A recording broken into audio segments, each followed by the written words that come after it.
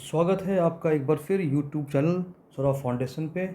हम लोग क्लास 8 के हिस्ट्री के चैप्टर 3 को पढ़ रहे थे, जिसमें हम टॉपिक था हमारा ग्रामीण क्षेत्र पर शासन चलाना। हम लोग लास्ट क्लास में पढ़े थे कि किस प्रकार बक्सर युद्ध के बाद अंग्रेज़ की जीत हुई और मुग़ल बादशाह ने ईस्ट इंडिया कंपनी को बंगाल का दीवान घोषित कर दिया गया। बंगाल का दीवान घोषित कर दिया गया। कहाँ का दीवान? तो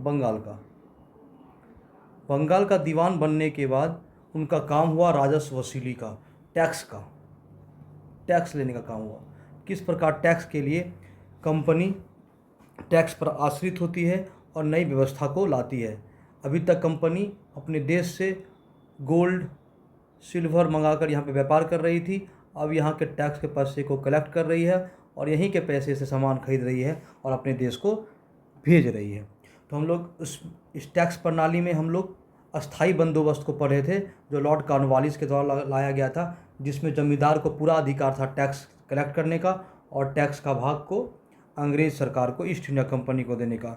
आज हम लोग उससे आगे बढ़ेंगे, किस प्रकार अस्थाई बंदोबस्त फेल होता है, अस्थाई बंदोबस्त सूटेबल नहीं हो पाता है, अस्थाई बंदोबस्त अच्छा रिजल्ट नहीं दे पाता है।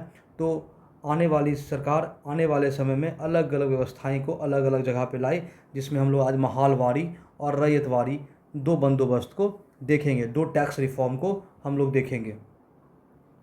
तो हम लोग आगे की पढ़ाई पढ़ेंगे। देख लीजिए, आप फोटो में देख पा रहे होंगे कि किस प्रकार अस्थाई बंदोबस्त में आप देख रहे होंगे, यहाँ पे महिलाएं, जमींदार बैठा हुआ है, जमींदार को टैक्स दे रही है और यहाँ पे ब्रिटिश ऑफिसर बैठे हैं, इनको देगी। बीच में महलवारी में देख रहे होंगे, जब पढ़ाएंगे समझ में आएगा। गांव के सब लोग बैठे हुए हैं, टैक्स इकट्ठा, बीच में देखिए विलेज रेवेन्यू लिखा हुआ है, यहाँ पे रेवेन्यू इकट्ठा हो रहा, फिर ये जाएगा ब्रिटिश गवर्नमेंट को। फिर यहाँ पे तीसरे में देखिए महलवारी आता है, रैयतवारी आता है। रैयत मतलब किसान, देखिए डायरेक्ट किसान और अंग्रेज ऑफिसर में बातचीत रहा है। यहाँ पे बीच में कोई आदमी नहीं है, किसी प्रकार का बीच के लोग बिचौलिया नहीं है, डायरेक्ट संपर्क किसान या भूमि मालिक के द्वारा, ब्रिटिश ऑफिसर के द्वारा हो रहा है। जो अस्थाई बंदोबस्त प्रणाली लाया गया था उसमें बहुत प्रकार की दिक्कत थी। जहाँ पे क्या था, जमींदार टैक्स ले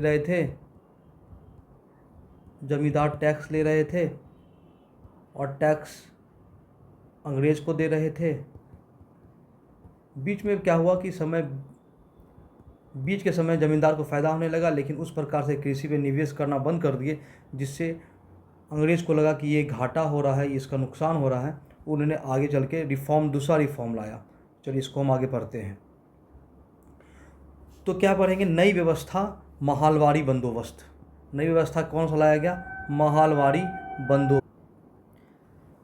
तो वीडियो पे लास्ट तक आप लोग रहिएगा, लास्ट तक आप वीडियो को देखिएगा तो आपको समझ में आएगा कि किस प्रकार तीनों व्यवस्था अपने अपने आप में अलग थी, अस्थाई, रैयतवारी और महलवारी। और मैप के द्वारा भी समझाया गया किस किस क्षेत्रों में कौन कौन सी व्यवस्था को लागू किया गया था। तो कल हम लोग लास्ट क्लास में हम लोग अस्थाई बंदोबस्त पढ़े थे, आज हम लोग महलवारी बंदोबस्त को देख रहे हैं। महलवारी और रैयतवारी दोनों को आज हम लोग देखेंगे। तो क्या था नई व्यवस्था? महलवारी बंदोबस्त। नई व्यवस्था क्यों लागू किया गया कि राजस्व में किस गड़बड़ी हो रहा था, राजस्व उस प्रकार का अंग्रेज़ को नहीं मिल पा रहा था, इसलिए महलवारी व्यवस्था को लाया गया। तो हम पढ़ते हैं। 19वीं सदी के शुरुआत में अधिकारियों को यकीन हो चुका था कि राजस्व बंदोबस्त में दोबारा बदलाव करने की आवश्यकता है। इसी पे हॉल्ट मैकेंजी, इसको अंडरलाइन कीजिएगा, कॉपी में लिखे। हॉल्ट मैकेंजी नाम के एक अंग्रेजी अधिकारी ने एक नई व्यवस्था तैयार किया, जिसे महलवारी बंदोबस्त कहा जाता है। हॉल्ट मैकेंजी, पूछा जा सकता है कि महलवारी बंदोबस्त किसके द्वारा लागू किया गया था? तो हॉल्ट मैकेंजी के द्वारा लागू किया गया था। कब लागू किया था? 1822 में। देखिए 1822 में लॉर्ड मैकेंजी के द्वारा महलवारी बंदोबस्त लागू किया गया था। कहाँ लागू किया? बंगाल प्रेसिडेंसी, उत्तर पश्चिमी प्रांतों में। बंगाल प्रेसिडेंसी का उत्तर पश्चिमी जो प्रांत था वहाँ पे लागू किया गया, जो ज़्यादातर आज वर्तमान में उत्तर प्रदेश के क्षेत्रों में है। वर्तमान में जो क्षेत्र है उत्तर प्रदेश में है। इसमें क्या किया गया था कि यहाँ पे कलेक्टर गांव-गांव का दौरा किया। कलेक्टर क्या किए? गांव-गांव का दौरा किए, जो कलेक्टर होते गांव-गांव का दौरा किए और वहाँ के चीज़ों को देखे, वहाँ के रीति रिवाज को देखे, वहाँ के सभी चीज़ों को देखे। उसके बाद उन्होंने डिसाइड किया किस प्रकार व्यवस्था को लागू किया जाएगा। क्या होता है कि गांव समाज में हर क्षेत्र अलग अलग भूभाग में, अलग अलग कल्चर में, अलग अलग संस्कृति में बटा होता है। इस संस्कृति रीति रिवाजों को देखकर अनुमानित लगाया गया और हर गांव को अनुमानित राजस्व से जोड़ा गया। मतलब ये राजस्व अलग है, दूसरे राजस्व अलग, तो हर गांव को अलग अलग राजस्व से जोड़ा गया और वहाँ के गांव को एक समूह के रूप में बांटा गया। इस समूह को ही महाल कहा जाता है। हम लोग देखते हैं आगे महाल। महालवाड़ी से महाल शब्द का मतलब क्या होता है?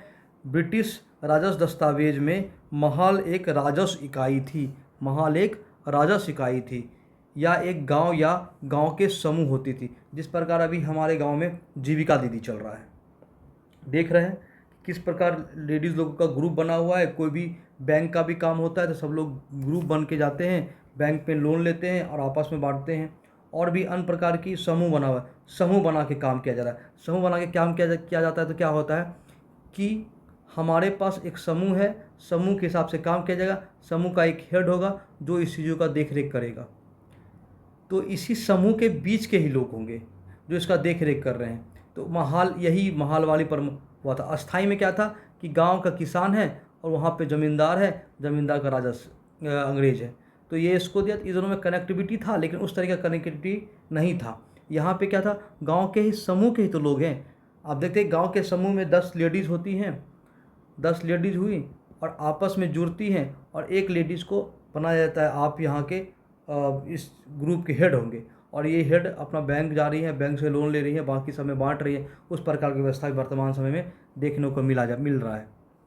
तो यही था, ब्रिटिश राजस्व दस्तावेज में महाल एक राजस्व इकाई थी या गांव या गांवों का समूह होता था। इसी समूह का काम था कि आपको टैक्स इकट्ठा करना है। इसी समूह का टैक्स इकट्ठा, आपको टैक्स लेना है और इसको अंग्रेज अफसर को तक देना है। तो अब आगे बढ़ते हैं। गांव के एक एक खेत में अनुमानित राजस्व को जोड़कर हर गांव या गांव के समूह महाल से वसूल किया जाने वाला राजस्व का हिसाब लगाया जाता था। ठीक है। इस राजस्व को अस्थायी रूप से तय नहीं किया गया। अस्थायी बंदोबस्त में क्या था, टैक्स फिक्स है, इतना आपको देना ही पड़ेगा। लेकिन इसमें टैक्स को फिक्स नहीं किया गया था, समय समय पे संशोधन था। तो वहाँ पे फिक्स था, यहाँ पे अस्थाई में फिक्स था और यहाँ पे संशोधन हो सकता था। देखिए, हम बार बार पुरानी चीज़ों को रिपीट इसलिए करते हैं जिससे आप कनेक्ट कर पाएँ। हिस्ट्री में अगर आप कनेक्ट करना सीख गए तो अब चीज़ें आसान हो जाएंगी। तो अस्थाई में क्या था, फिक्स था, अस्थाई रूप से तय नहीं किया गया था, बल्कि यहाँ समय समय पे संशोधन था। राजस्व की जिम्मेदारी जमींदार की जगह गांव के मुखिया को सौंपा गया। अब यहाँ पे जमींदार नहीं होंगे, वहाँ पर कहाँ जमींदार थे, अस्थाई बंदोबस्त में। अस्थाई बंदोबस्त में जमींदार थे, यहाँ पे जमींदार से छोड़ के मुखिया को दे दिया गया। अब मुखिया, गांव के जो मुखिया थे वो टैक्स कलेक्ट करते थे। इसी व्यवस्था को महालवाड़ी बंदोबस्त कहा गया। इसी व्यवस्था को महालवाड़ी बंदोबस्त कहा गया। आप समझ रहे हैं, महाल का मतलब होता है गांव। अगर इस शब्द को समझ गए तो आपके लिए आसान हो जाएगा। महाल मतलब होता है गांव या गांव का समूह, गांव का समूह। और चैप्टर हमारा किस पे है, टैक्स इकट्ठा करने पे, राजस्व पे। तो सीधी बात है, गांव का समूह टैक्स इकट्ठा करेगा। और इसका प्रधान किसको बना दिया गया था, गांव के मुखिया को। और उसमें अस्थाई में कौन थे, जमींदार थे। ये हमारा था, हम लोग अभी पढ़े महालवाड़ी बंदोबस्त प्रणाली, हम लोग पढ़े महालवाड़ी। इससे पहले पढ़े अस्थाई बंदोबस्त। अब देखते हैं तीसरा बंदोबस्त आया, मुनरो द्वारा लाया गया रैयतवाड़ी। मुनरो के द्वारा लाया गया रैयतवाड़ी बंदोबस्त। आप देखिए, ब्रिटिश नियंत्रण वाले दक्षिण भारत के इलाकों में, कहाँ था, दक्षिण भारत के इलाकों में अस्थाई बंदोबस्त की जगह नई व्यवस्था अपनाने का प्रयास किया गया, जिसे रैयतवाड़ी व्यवस्था या रैयतवार व्यवस्था का नाम दिया गया। जैसे लिखा हुआ उसी तरीके से आप अपने नोटबुक में भी लिखेंगे। ब्रिटिश नियंत्रण वाले दक्षिण भारत, साउथ इंडिया में, साउथ इंडिया का मतलब बिल्कुल साउथ इंडिया, जो चीज़ क्षेत्र है इधर से लेकर इधर तक, साउथ इंडिया में अस्थाई बंदोबस्त की जगह नई व्यवस्था अपनाने का प्रयास किया गया, जिसे रैयतवाड़ी व्यवस्था का नाम दिया गया। इसे किसके द्वारा लाया गया था? मुनरो के द्वारा लाया गया। इसके किसके द्वारा लाया गया था? मुनरो के द्वारा लाया गया था। कब लागू किया गया? 1820 ईस्वी में इसको लागू किया गया। इसमें क्या चीज़ थी? या पूरे दक्षिण भारत पर यही व्यवस्था लागू कर दी गई। पूरे दक्षिण भारत पे यही व्यवस्था को लागू कर दिया गया। रीट और मुनरो इस व्यवस्था पे तर्क दिया कि उन्हें सीधे किसान, किसान मतलब रैयत, किसान से ही बंदोबस्त करानी चाहिए। मतलब यहाँ पे उन्होंने दिया कि हमको ना गांव का मुखिया चाहिए, ना ज़मींदार चाहिए, हम जो किसान जो खेती कर रहे हैं उनसे ही, उन्हीं को हम रैयत बनाएंगे और वही अपना अपना खेती करेंगे, टैक्स लेके डायरेक्ट देंगे। तो यहाँ पे क्या हुआ? डायरेक्ट टैक्सेशन, मतलब डायरेक्ट हम आपको दे रहे हैं। इसमें कोई भी बीच का आदमी नहीं रहेगा, ना बीच का आदमी रहेगा ना कोई खाएगा। डायरेक्ट टैक्सेशन, डायरेक्ट लाभ अंग्रेज को पहुँच रहा था, जो पीढ़ी से उसी ज़मीन पर खेती करते आ रहे थे। तो उनको मालूम था कि पीढ़ी दर पीढ़ी एक ही उसी ज़मीन पे खेती कर रहे हैं। उनको आइडिया लग गया, वहाँ टैक्सेशन के बारे में मालूम चला किस प्रकार से उपज हो रहा है। तो क्या किया? तो डायरेक्ट किसान से ही बंदोबस्त कराना चालू कर दिया, जो पीढ़ी दर पीढ़ी उसी ज़मीन पे खेती कर रहे थे। इसे हम लोग रैयतवारी बंदोबस्त कहें। ये कौन लाया था? मुनरो लाया था। इसमें रीड साहब का बहुत बड़ा योगदान है। रीड साहब का बहुत बड़ा योगदान है। क्या क्यों योगदान है? रीड ने टीपू सुल्तान के साथ युद्ध चला के बाद कंपनी द्वारा जब कब्जा कर लिया गया, उस इलाकों को आजमा कर देख लिया था। जब क्या कहते हैं, टीपू सुल्तान के साथ युद्ध हुआ था, तो जब जीता हुआ क्षेत्र था उस पर ये व्यवस्था को आपने आजमा कर देख लिया था, इस व्यवस्था में फ़ायदा हुआ था। उसके बाद इस व्यवस्था को टॉमस मुनरो के द्वारा लागू किया गया। धीरे धीरे पूरे दक्षिण भारत पे ये व्यवस्था लागू कर दी गई। मुनरो ने माना कि अंग्रेज को पिता की भांति किसान की रक्षा करनी है। देखिए कितना बड़ा बात बोल रहा है। मुनरो बोला कि अंग्रेज को पिता की भांति किसान की रक्षा करनी है। सही बात है। किसी भी देश के विकास में अगर किसान का योगदान अच्छा है, किसान महत्वपूर्ण योगदान दे रहे हैं, उस देश का विकास अच्छा होगा। क्योंकि देश के विकास में कृषि बहुत बड़ी योगदान होती है। कृषि का योगदान बहुत बड़ा होता है। कृषि का योगदान बहुत बड़ा होता है। कृषि अगर किसी देश का अच्छा है तो वो आगे बढ़ सकते हैं। ऐसा नहीं है कि फैक्ट्रियाँ अच्छी नहीं हैं, लेकिन जिस देश में लैंड अच्छा है, उपजाऊ लैंड है, वहाँ पे कृषि क्षेत्रों में अगर विकास अच्छे से होता है तो वहाँ का डेवलपमेंट ज़्यादा होगा। इसलिए किसानों पर विशेष ध्यान देने का बात मुनरो साहब द्वारा भी बोला गया था। ऐसा नहीं था कि सब अंग्रेज खराबी थे, सब ने कुछ कुछ अंग्रेज द्वारा किया गया कार्य उस समय से लेके वर्तमान समय तक भी रिलेवेंट है। ऐसा नहीं कि सब चीज़ गलत नहीं था। अगर सब कुछ गलत होता तो 1935 के अधिनियम का भाग जो हमारे संविधान में जोड़ा गया है उसको नहीं जोड़ा जाता। कुछ ऐसी चीज़ होती है जो हमेशा के लिए रेलिवेंट होती है, बस उसमें थोड़ी परिवर्तन करने की आवश्यकता होती है। चीज़ों को आप समझ पाए होंगे। आगे बढ़ते हैं। कुछ कमियां थी। क्या कमियां थी? आमदनी बनाने के चक्कर में राजस्व अधिकारी ने राजस्व का रकम ज़्यादा तय कर दिया। अब क्या बात था, यहाँ पर कमाने का बात था, रुपया ज़्यादा करने का बात था। तो देखिए आप, देखिए हर जगह पे क्या प्रॉब्लम है। मान लीजिए वर्तमान में ये गवर्नमेंट है, ये गवर्नमेंट के ऑफिसर है जिसको हम लोग सीईओ कहते हैं, गवर्नमेंट का ऑफिसर है। ये यहाँ पे हमारा टैक्स देने वाले हम लोग हैं। हम टैक्स दिए इनको, ये टैक्स दिए इनको। लेकिन वर्तमान समय में गवर्नमेंट का फिक्स रेट है, तो सबको मालूम है कि इतना ही टैक्स देना है, तो किसान भी इतना ही टैक्स देगा, बीच में कुछ भी अगर हो। लेकिन उस टाइम पे क्या था कि जो टैक्स राजस्व कर्मचारी थे, राजस्व अधिकारी जो थे, वो क्या किए, राजस्व को बढ़ाने के लिए, मतलब हम बहुत अच्छा कर रहे हैं, हम मेरा परफॉर्मेंस अच्छा है, इसलिए क्या किया, वो टैक्स को बढ़ा दिए। अपने परफॉर्मेंस, बेहतर परफॉर्मेंस को दिखाने के लिए टैक्स को अप कर दिए कि मेरा परफॉर्मेंस अच्छा है, टैक्स को ज़्यादा कर दिए, जिससे किसान राजस्व चुका नहीं पा रहे थे। स्वाभाविक है कि अगर आप टैक्स ज़्यादा करेंगे, किसान का उपजाऊ उसी तरीके से, तो टैक्स चुका नहीं पाएंगे। तो क्या हुआ, टैक्स बढ़ा दिया गया, जिसके चक्कर में किसान राजस्व को चुका नहीं पा रहे थे। तो क्या हुआ, रैयत गांव छोड़ के भाग रहे थे, भागने लगे। जब टैक्स चुकाया नहीं जाएगा, उसकी ज़मीन को हड़प लिया जाएगा, उनके पास कोई उपाय नहीं, तो अपने गांव को छोड़कर जाने लगे। उसका पलायन होने लगा, लोगों आगे बढ़ गए। अफसरों को उम्मीद थी कि इस व्यवस्था से किसान संपन्न और उद्यमी होंगे। जब इस व्यवस्था को लागू किया गया तो उनको उम्मीद थी कि जो व्यवस्था हम लागू कर रहे हैं उससे किसान जो हैं वो संपन्न होंगे, उनके पास अच्छा वेल्थ आएगा, अच्छा रुपया आएगा, और जब वेल्थ अच्छा आएगा तो बिजनेस माइंड के होंगे, उद्यमी बनेंगे। लेकिन ऐसा हुआ नहीं। टैक्स ज़्यादा होने के कारण रैयत गांव से भागने लगे और ये व्यवस्था भी लास्टली जाकर खराब हो गया। लास्टली जाकर इस व्यवस्था को जो सोच के लाया गया था उसका फ़ायदा नहीं उठा पाया जा सका। आप लोग समझे होंगे इतना दूर को। हम लोग 3 व्यवस्था को पढ़े। अस्थाई, अभी तक हम लोग 3 प्रकार की व्यवस्था को पढ़े। अस्थाई,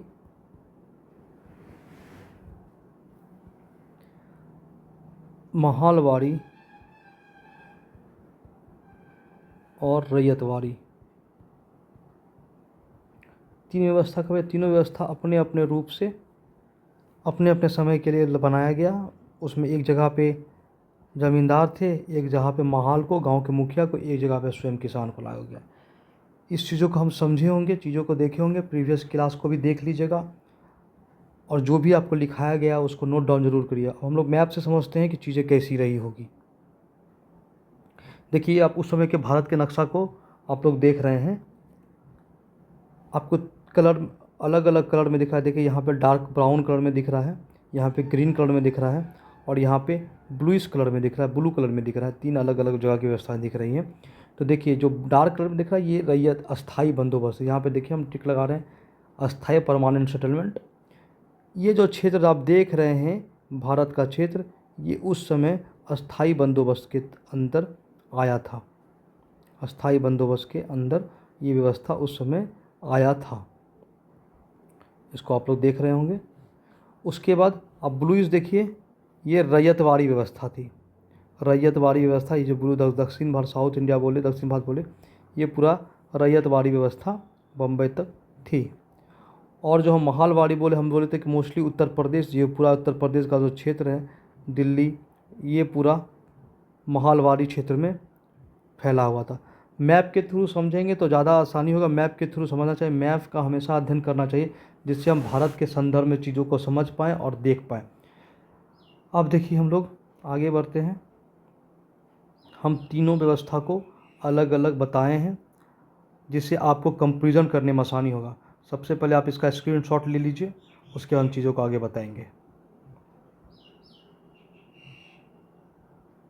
स्क्रीनशॉट ले लिए होंगे, थोड़ा आगे बढ़ते हैं, फिर से स्क्रीनशॉट ले लीजिए। अब स्क्रीनशॉट ले लिए, एक बार हम लोग ब्रीफली चीज़ों का अध्ययन कर लेते हैं तो हमारा ये टॉपिक अच्छी तरीके से समझ के हम लोग समाप्त करेंगे।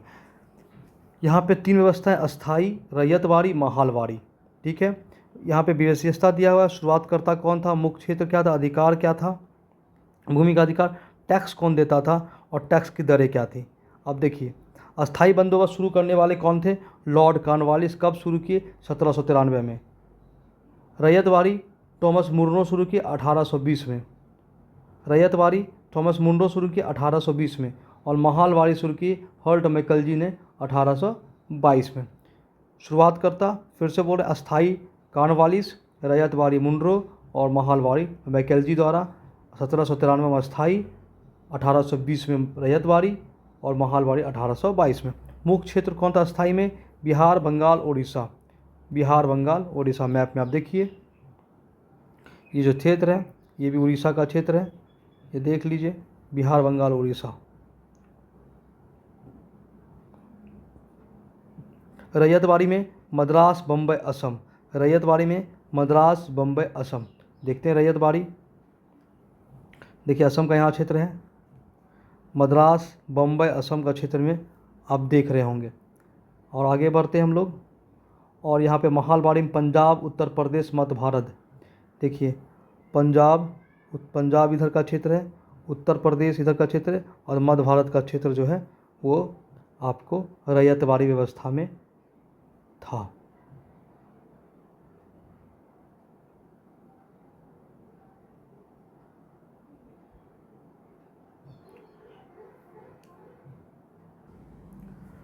तो हमारा महालवाड़ी पंजाब, उत्तर प्रदेश और मध्य भारत में था।